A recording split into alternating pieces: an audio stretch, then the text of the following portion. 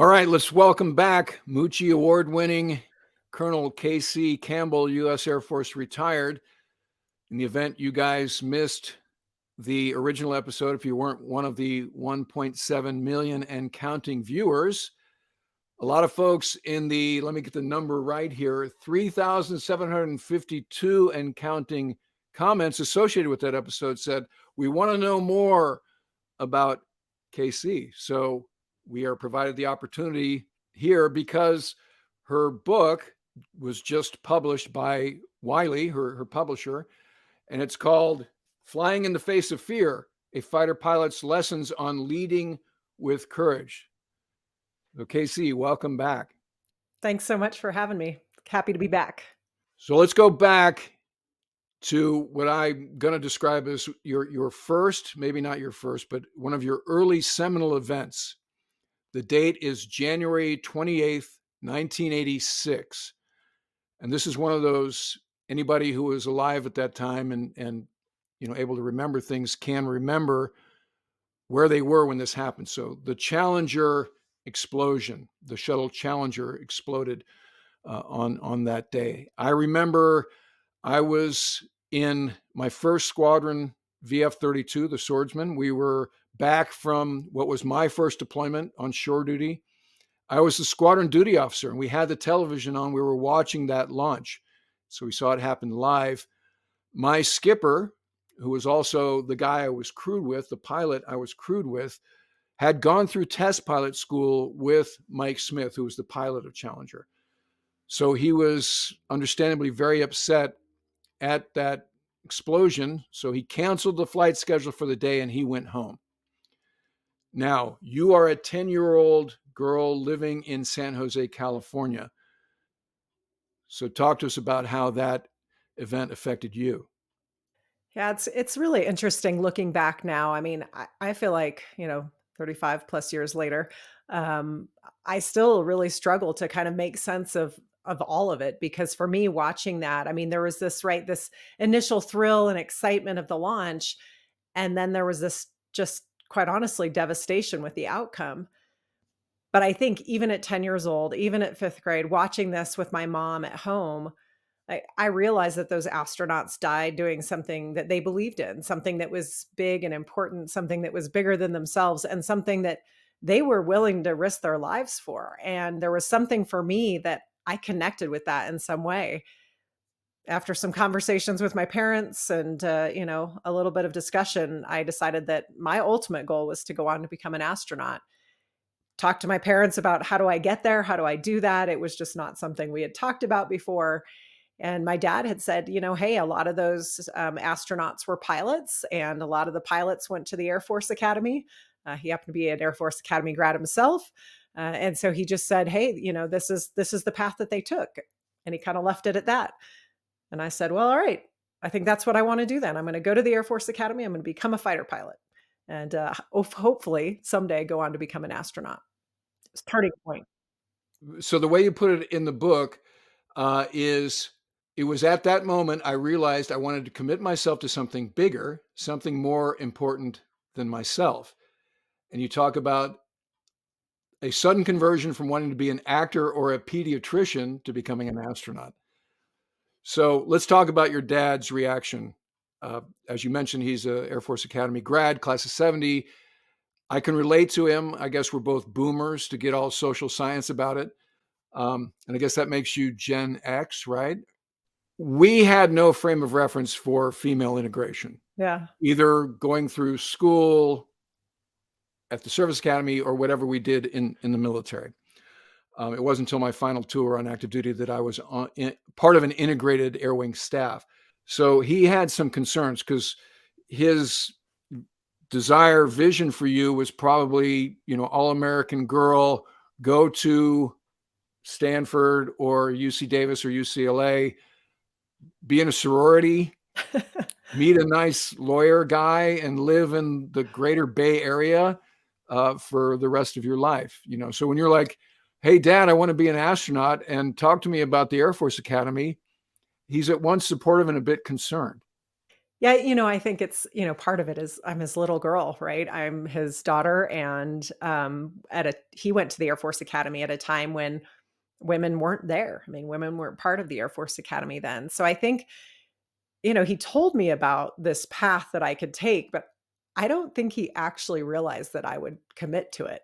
And it took him a while, even after I said, okay, this is something I want to go do. He was like, we'll see.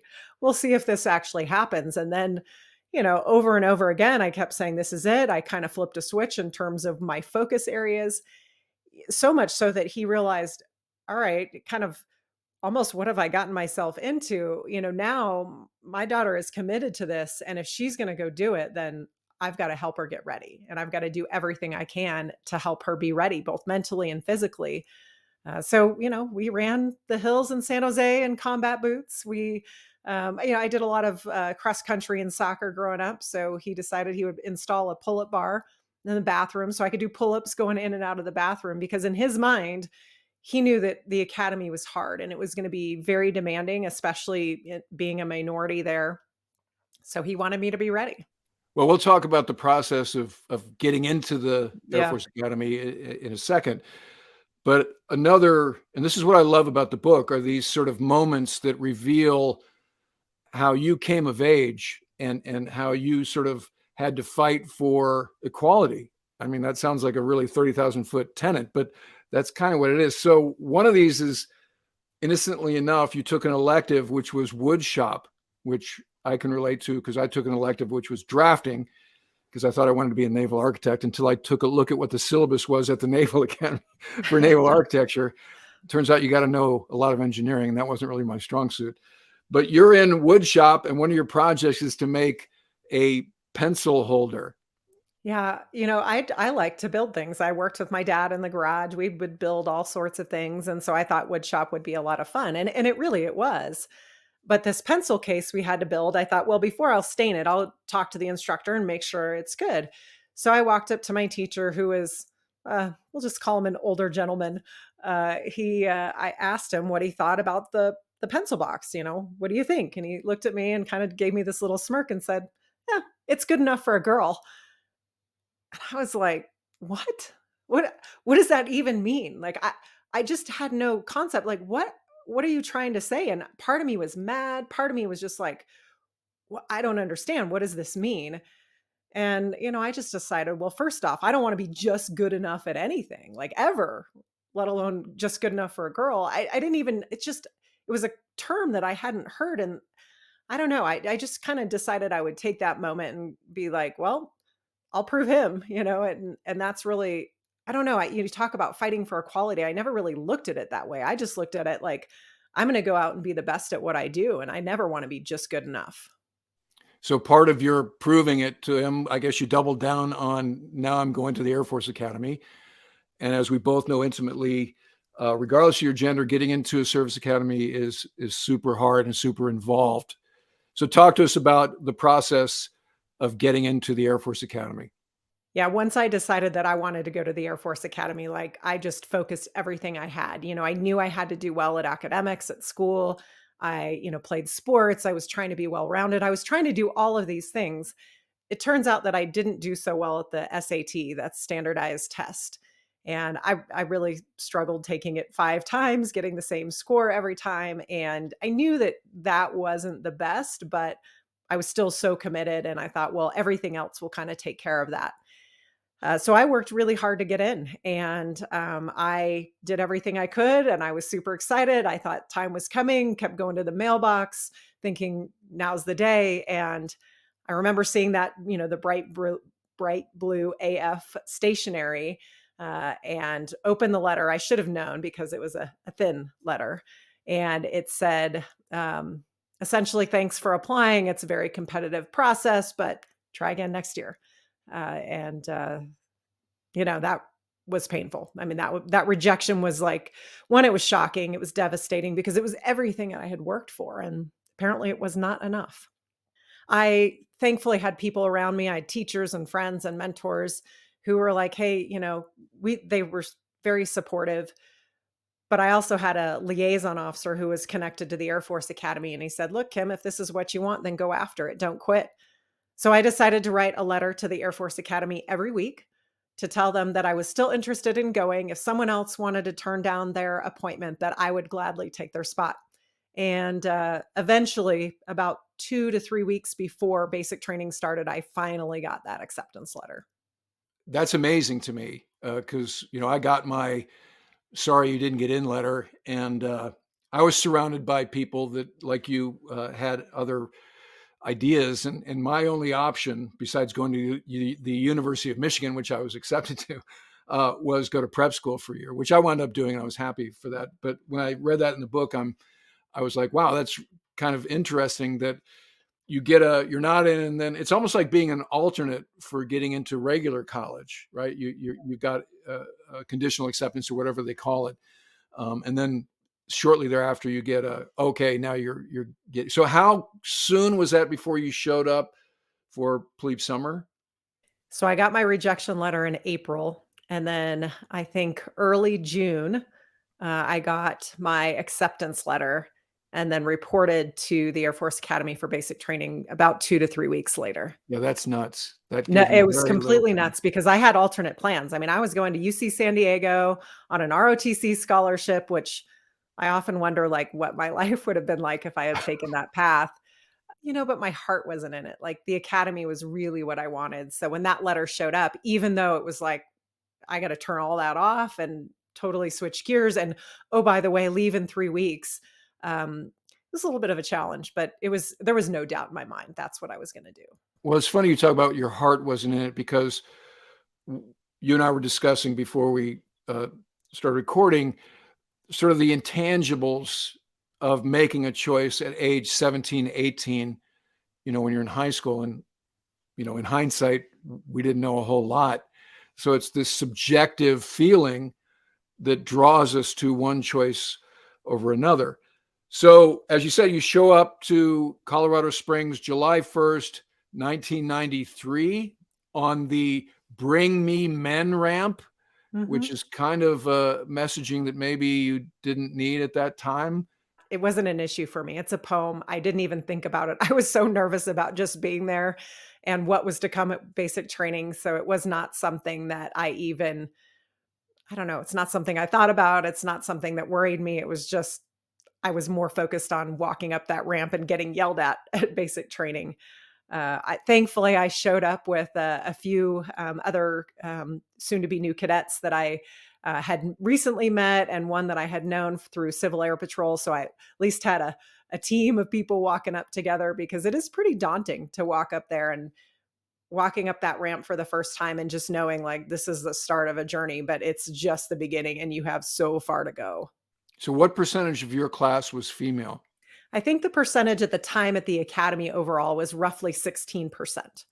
Okay, because it's up to 25% now.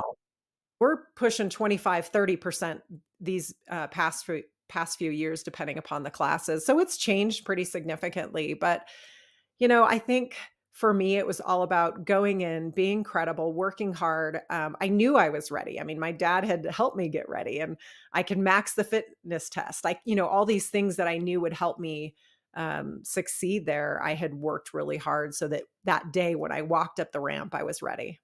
The thing about going to a service academy is two things exist in parallel. You're preparing to be a future Air Force officer, and also trying to develop as an American co-ed. For us, just this is the only college you get. This is the only college life you're going to have. And I remember feeling this sort of what I would describe as a FOMO, fear of missing out, relative to my high school classmates who went to UNC Chapel Hill or ECU, and they're writing me about keg parties and things that they're doing that I was not experiencing, maybe episodically once a month, but not every night, kind of a thing. So I know you write about in the book that you wrote some letters home that your parents, their takeaway was some concern. I think, for a parent perspective, like they could just see me changing and evolving over time. And I think, that was hard for them. And, there is this a little bit of, at the time we didn't have cell phones. We would wait in line for the payphone. And so they're not hearing a lot from me. And they occasionally get the letter in the mail, the handwritten letters in the mail. And I think they're just trying to figure it all out, what I'm going through, what I'm thinking. And it was hard because there was so many demands on my time, whether it was academics or military or athletics. It was just a lot and it was exhausting. And, I was pretty tired all the time, especially as a freshman. We call them dualies or 4 degrees. But it was exhausting. And, if you talk about the social aspect, like we definitely missed out on the normal college life. And I think there's part of my parents that at times were like, why couldn't she have just gone to a normal school, where we could talk to her and we could see her and we would know what she was going through. So they're just getting snippets. And, my dad is also reflecting on his time at the academy and how hard it was for him. So I think that's really what it was, is just this unknown of what I was going through and how hard it was going to be. So how fully formed was the gender integration part during your time there? Because when I think back to my female classmates, class of 82, so the first class of females was still there. We were the third class that had females, and it was not figured out yet. Obviously, there weren't many women, but at the same time, I felt like I don't know. It was almost like I didn't realize it. I mean, I knew that there was one room and that was where all the girls were, all 4 of us in my squadron. But other than that, like I don't know, it wasn't a big deal to me. I didn't think about it. I feel like, by this point in 1993, we fairly well integrated. There wasn't any big issues. We weren't like separated out for things. I mean, I really felt like we were just part of the team all trying to survive in this, very demanding basic training environment. So I know we have issues and I know there's still work to go and work to do. But for me, I really was just focused on getting through it, surviving, doing well, being credible, working hard, not standing out. I mean, I think that was part of it, is you just trying to do the best you can. Certainly there's the pressure of like, well, if I don't do well, then will people think it's because I'm a woman?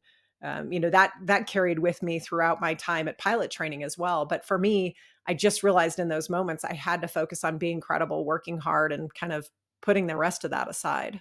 So you didn't have this sort of persistent sense of gender bias or misogyny even during your time there. I didn't. I think for me at the academy, I did not at all. Going into a fighter squadron, that was a little bit different story. That was more of being one of, well, being one. So no other women in the unit that were pilots.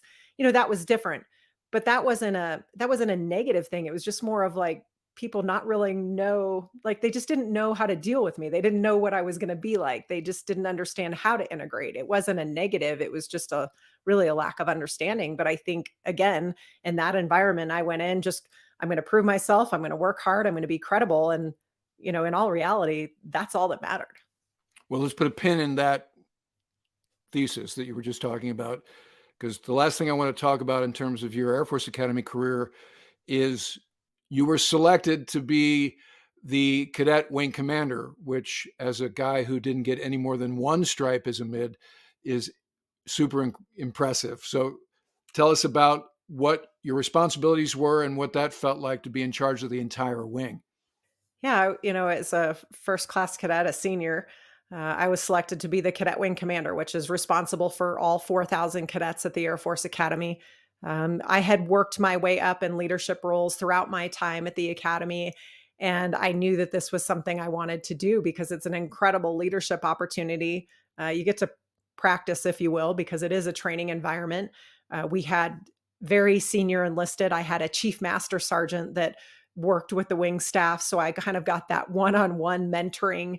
I got to work with some of the senior leadership at the Air Force Academy and really get a lot of mentoring and leadership guidance very early in my career. So it was an incredible opportunity. I had to interview for it. And, but it was also hard. I will tell you that leading your peers in that type of environment is a hard thing. But I enjoyed it. It was a great opportunity. I didn't always get it right. I made plenty of mistakes on that journey as well, but at least it was something where I could learn. And it was a great early leadership opportunity. So while you're at the academy, you met your future husband, but you guys weren't a couple at Colorado Springs. Yes, that is true. I knew who he was, but we let's say I didn't really like him in the early days because he was a training officer, he was a first sergeant, he was all of those people that are higher levels that are always, in the training department, and I didn't want anything to do with him. So, thankfully, our relationship evolved over time after we graduated, and well, he's okay now. We've been married for 20 plus years, so it turned out okay. And so he was 2 years ahead of you, just He for the was, record as well. yes, 2 years ahead of me. You and Scott get married on September 18th, 1999. Was that before or after you'd got your wings? So we got married before I went to pilot training. So after graduating from the Air Force Academy, I went to grad school for a couple of years, got married, went to pilot training. Scott is an A-10 pilot as well. Where was he assigned when you guys got married? When we got married, he was in, gosh, he was in Korea at one point, and then he moved to his next assignment was at Pope Air Force Base in North Carolina. So while I was at pilot training, we were meeting in Atlanta on the weekends. Well, every other weekend or so, while he was at Pope and I was at Columbus Air Force Base in Mississippi, just trying to make it work. One thing that jumped out at me that was surprising is you had trouble with air sickness in the early part of flight school, and you actually got a call sign out of that phenomenon. I should have known because I was the kid who didn't really like to go on the spinning rides at the fair, and I'd get car sick. And I got a little bit of air sickness when I was flying Cessnas as a teenager. But I just thought I would get over it and show up to pilot training. And the first 3 weeks of flying are just miserable because I am actively airsick on almost every ride. Um, Thankfully, the instructors, one of the things that they realized about me was that like I was so committed to this that I would like get sick and then I would keep flying. I never wanted to turn around. I was like, I'm going to power through this. It was miserable though. And let's just say I used a lot of air sickness bags. And so my call sign during my first phase of flight training was bags. Um, yeah, it's one of those things like there were moments where I was like, am I really cut out for this? Like this is miserable, and I tried everything. I ginger snap cookies, you name it. Whatever tricks were out there, I tried it. And it really was just over time it finally went away, but it was not a great start to pilot training. Let's put it that way. Well, we'll also note that you were flying the T-37, nicknamed Yes. Tweet at that time. So that's side by side seating. So when you're T-37 using, in the summer, it's hot, it's miserable. We're doing spins. Like there is nothing good about this. and there's nothing subtle about being airsick in a side by side Oh airplane, right? no, nothing subtle. Yeah. So if you're in your own little tandem arrangement, maybe you can be subtle about it. But in that airplane, it was impossible. No, but they could also see that while I was getting airsick, I was also able to change radio frequencies and dial things in, so Yeah, that's the part. That's all. When I was an instructor at VT-86, and we'd fly the T-47, which where all the Rio students are in the back, and the airplane's pulling G's and banking around, and people would get sick, and right there was no hiding it. But that was the thing. If you get sick and then sit back down at the radar station and run an intercept, that's almost better than guys like me who never got airsick.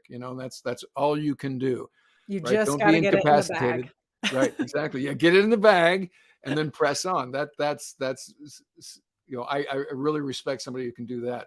So in the book, you talk about a fail forward mindset. After the air sickness, I actually did pretty well at pilot training and was doing great on my rides. I got through the air sickness. I had transitioned to flying the T-38, so I knew I was on this track to go fighters.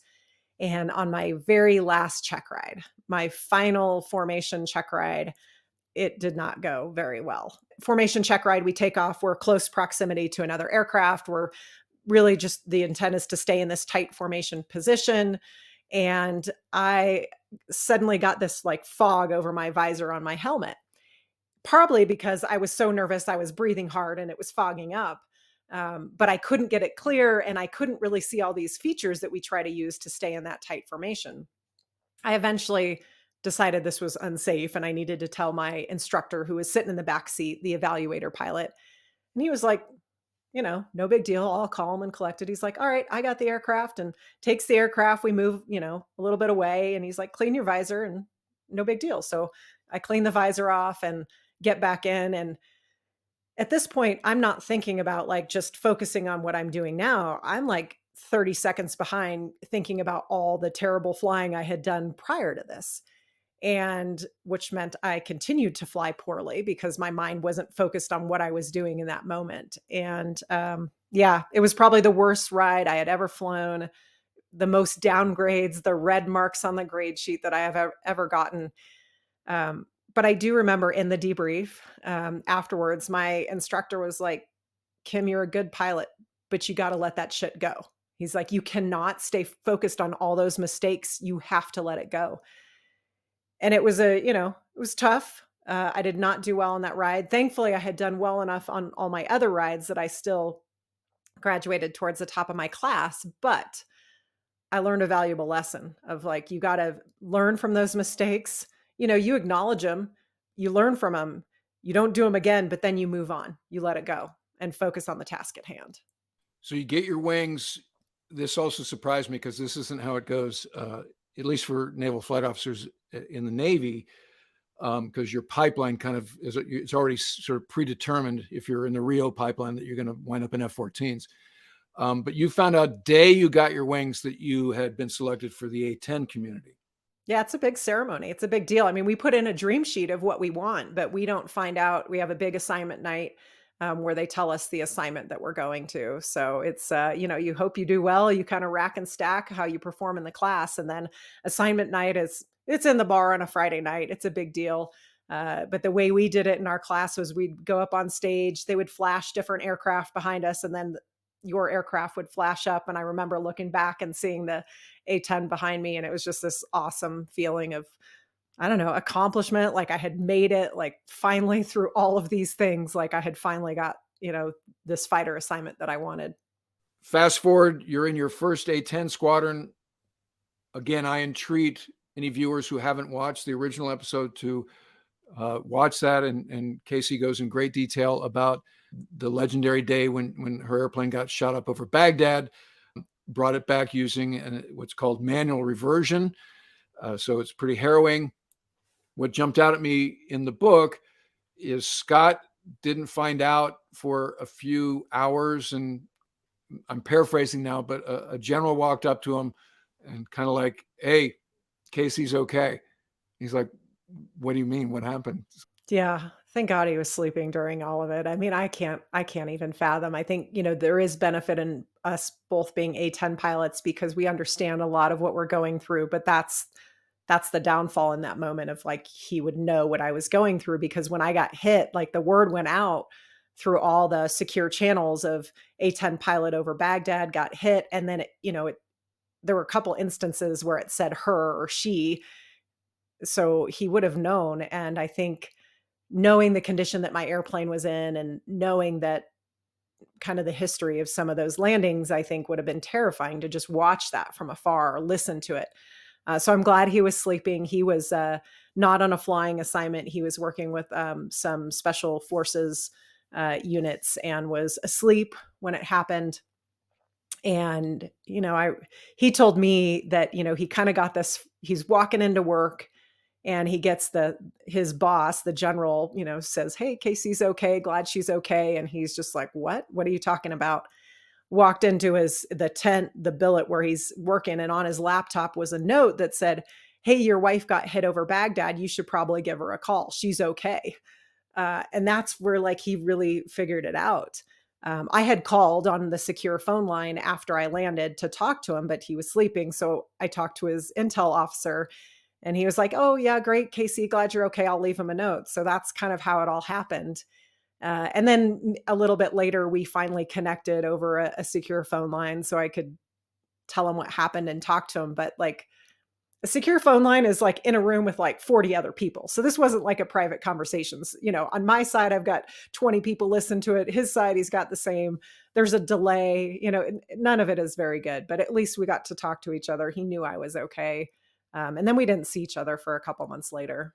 You were awarded a Distinguished Flying Cross for heroism as a result of getting the airplane back home. So at that point, Scott kind of became Mr. KC to some degree, which I'm sure he at once laughed about and also was like, "Well, hey, I've done a few things in the airplane as well." Yeah, he won't tell you about him though. It requires me to tell other people. He's got 3 DFCs, 3 distinguished flying crosses from Afghanistan. So he's got his own stories. But yes, he occasionally gets referred to as Casey's husband. This is a nice segue into one of your chapters that you call The Struggle to Do It All. So let's talk about the challenges of having two type A, very accomplished husband and wife in the same career. Well, initially, we couldn't be in the same squadron, and that was a rule from our leadership at the time. I think they just didn't know what to do with 2 fighter pilots that were married, and so we weren't in the same fighter squadron, which meant that initially I would deploy, then he would deploy, then I would deploy, and there was just this nonstop where we didn't spend a lot of time together in our really early years of marriage. But this was right after 9/11, and so, we kind of understood that, and we're trying to figure it out. Um, but we did get some advice early in our careers that was just like, hey, you guys are not going to be able to continue this path together. You're going to have to choose one career over another.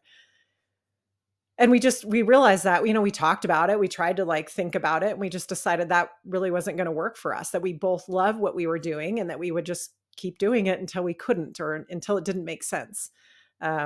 We eventually had children. We were married 10 years before we had kids. And I will tell you that changed the dynamic a bit. We could handle being apart, but when there were kids involved, it was just a totally different story. And so we really just tried to take those assignments where we could focus on being together as a family while still flying A-10s. And we were able to do that for a very long time. And we had the opportunity to command at the same time. We were both squadron commanders at Davis-Monthan Air Force Base in Arizona.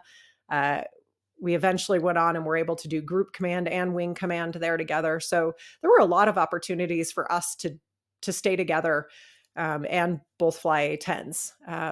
It just got harder as we progressed in rank, as our kids, we had ended up, having 2 kids. And by then they're getting a little older and it just got a lot more complicated. And there were many times, that's why I call the chapter The Struggle to Do It All. And is this idea of, I realized there were many times I wasn't doing any of it very well. Like I was just struggling to try to be this, highly credible, competent fighter pilot, a leader, now in leadership positions, trying to be a mom and a wife and trying to do all of those things. And it was hard. I mean, it's bottom line is it was hard. We did the best we could. We didn't always get it right. And we asked for help when we needed it. Well, in the book, you mentioned you list some stats, and it looks like the Air Force is better than the other services of co-locating married service members, and that's a tribute to the Air Force. I think some of that is the nature of being, sort of a garrison construct where you have bases and not ships going to sea, perhaps. But that helped, right? The fact that they were biased to making you guys stationed at the same place. I would say, the Air Force has gotten better at it over time. I think what has helped always has been our leadership, people looking out for us and recognizing that if we are going to keep airmen in the Air Force, then they're better off together than they are apart. I think with any of the services, we are more likely to keep our military members if we keep families together. I mean, that's really what it comes down to.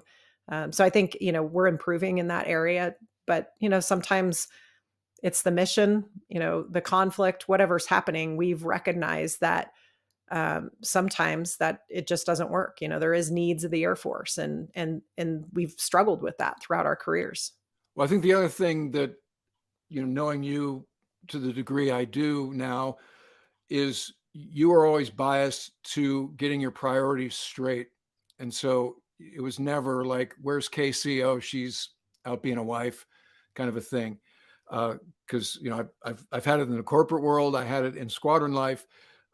It's like when push comes to shove, the female squadron mates, coworkers are female first, and that was like, okay, this is where the gender integration thing falls down. But that was never the case for you. So I said, let's put a pin in the squadron integration piece a few minutes ago. So let's talk about what you had to do attitudinally when you got to your first A-10 squadron. Because I think, and I don't want to put words in your mouth, but in my experience, the tone is set by the female in terms of, because like you said, the guys don't quite know what to make of you.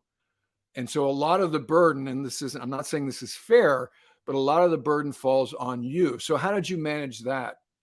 Well, I think one thing, my first unit, I walked in, I had been at grad school for a couple of years. So I walked into the squadron and I was the only female fighter pilot. But I looked around and these were a lot of my classmates from the Air Force Academy. So I already had, I had done well at the academy.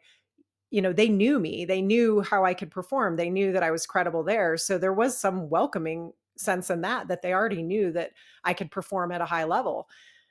For me, it was all about just going in and being credible. And, I remember sitting with an older flight lead on one of my first sorties, and he says, "Kim, I've never flown with a girl before." And I was like, "Not a big deal, sir. I think it's going to be just fine. I might sound a little different on the radio, but otherwise, I think we should be just fine." It's just, there's that, discomfort of like, what do I do? How do I act? And I think once I prove that I just, I might look a little different, I might sound a little different, but the airplane doesn't care, right? I still fly the airplane and jet doesn't know the difference. So I think that was really kind of my mindset just going into it. And even as a leader and a commander over time, there was part of me that, walking into leadership roles, I thought that I had to be this kind of like tough, combat proven fighter pilot, tough exterior. And what I realized was like my airmen just wanted me to be who I was, right? Like I'm a mom, I'm a wife, I'm a fighter pilot, I'm a leader, I'm all of these things. And, I'm just doing the best I can. And I'm going to be there for my airmen at night if they need it. I'm also going to be there for my kids at night when they need it. It's just a balancing act. And thankfully, I had a very supportive husband who was there by my side through it all, and parents and friends and family to help out. And this isn't just a female thing, right? I mean, I needed to be there for my kids during their Yeah. formative years. There were choices we could have made. Hey, Mooch, can you take a cross country this weekend? I'm like, no, I'm an assistant coach for my son's soccer team or baseball team, and so this isn't a uniquely female priority matrix. Certainly being a mother has a very unique set of responsibilities versus being a father. And my wife Carrie was very good at being the single parent when she had to be. But I wasn't totally let off the hook for 15 years with respect to that. So I think maybe sometimes we overplay that.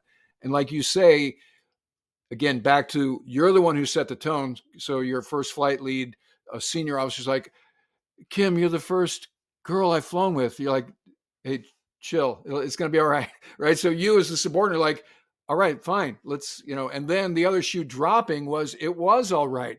It's not like you're scaring him on the rendezvous and he's like, oh my God, she's a flight risk.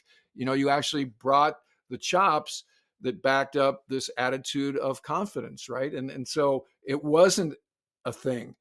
And so again, in my experience, and another popular episode of mine is the Carroll Hultgreen episode and that initial wave of female integration. So that was about the time you were a sophomore at the Air Force Academies when this was going on. I don't know if that affected anything you guys were doing or if you guys were aware of, the tailhook scandal and all the fallout and this forced integration of carrier aviation and the challenges there.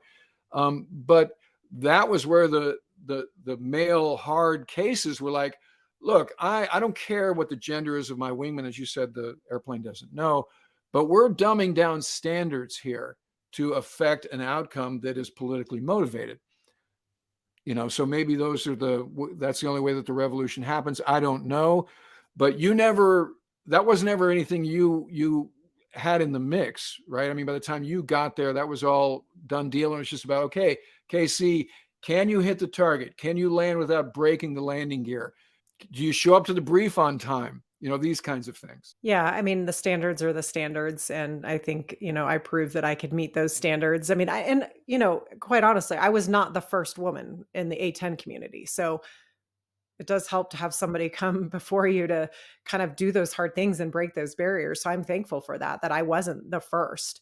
I was certainly the only woman in my fighter squadron, but there were women that came before me, and I'm grateful for, the tough things that they went through. But I think, for me, again, it was all just like, I'm going to prove that I can do this. I am a good pilot. I work hard. I have, maintain a good attitude. That was just my mindset, that's what I was going to do. And then we deployed to combat very quickly after this. And so I was able to prove myself in combat. And I think, after that, it just doesn't matter. As you mentioned, as your careers, you and Scott, go on, you have two boys. The boys start to have personalities and awareness. And one line stood out at me in the book where your 4-year-old son, Brody, asked you, when are we going to be a family again? That had to be a knife to the heart. Yeah. So, what happens as a consequence of your son starting to notice that you guys are in it to win it in the service, and how did that affect the choices you guys had to make going forward? Yeah, that was a tough time. I think, this was when I was a group commander. I was responsible for about 1,000 of our military and civilian personnel down in South America, Central America, and the Caribbean. And so I was doing a lot of traveling. And my husband was the wing commander at Davis Monthan Air Force Base at the time, responsible for about 11,000 people on the base. We were busy. I mean, we were working hard to keep it going. But that was really the first point in our lives. People used to say to us like, "Oh, kids are resilient. They can handle it." And we kind of had this little, some moments over time of our kids just we were realizing how tough it was for them. And it was a struggle for us too. I mean, we like spending time together and we weren't spending any time together. We were working our schedules so that at least one of us would be home with the kids, which meant that we barely saw each other. And it was just a little bit of a turning point for us in terms of our focus and our really kind of our priorities in terms of what we wanted to keep doing in the Air Force. And that's when we made the decision that as much as we loved it, it was not going to come at the expense of our family. And so we made the decision at that point to retire. Um, Life didn't turn out that way. We didn't retire. We ended up with another assignment at the Air Force Academy, but this was an assignment where significantly different just in terms of our ops tempo and how busy we were. We could be together as a family. We could spend more time together. We were at home. We weren't deploying. Our responsibilities had decreased significantly. And so it was a great opportunity for us to continue serving, but do it in a way that supported our family as well. So it's just hard. Those are hard decisions. I think a lot of military people go through those decisions. I think people in corporate go through those decisions too, right? When you have these high powered jobs and big jobs where you're gone a lot, I think it's just at some point you come to the realization that something's got to give. And for us, we decided that was our decision was to retire, which was a really hard one. I mean, we love what we were doing, but we needed to be there for our kids. So there's a cool picture in the book of you and Scott pinning retirement badges on each other at your joint dual retirement ceremony, but he actually retired before you. We had both intended to retire at the same time. We had spent 2 years at the Air Force Academy. I was teaching in the Military and Strategic Studies Department. I love the opportunity to interact with the cadets and kind of help this next generation of aviators and leaders. But we decided it was time to retire. We put in our retirement paperwork. We were going to retire together. And then this was also in the midst of COVID. I got a call about 10 days before my final out processing appointment from initially the dean and then the superintendent. And they asked if I would stay for one more year to be the director at the Center for Character and Leadership Development at the Air Force Academy. Honestly, if there was one job that I could not turn down, that was it. I mean, it's this idea of influencing this next generation. And, all the things that we had planned to do with our kids, COVID, it was in full force and we weren't going to be able to travel that summer. I actually asked my son, who I think was about 12 at the time, and I was like, "What do you think, bud? Should I stay?" And he said, "Mom, I think it's a good job. I think you should take it, but you should also retire in a year so that we can do all these things that we planned." So I stayed the extra year to be the director. Fantastic year. And then finally, at the end of that year, the retirement happened. This was my third attempt. So finally the retirement happened. And because of COVID, Scott had never done a retirement ceremony. So we decided the best thing to do was to do a joint ceremony, which was amazing because we had so many people come that had such an important impact on our lives. So it was a great opportunity to say thank you. Interesting, or I guess it was serendipitous that your last job on active duty involved a lot of lecturing.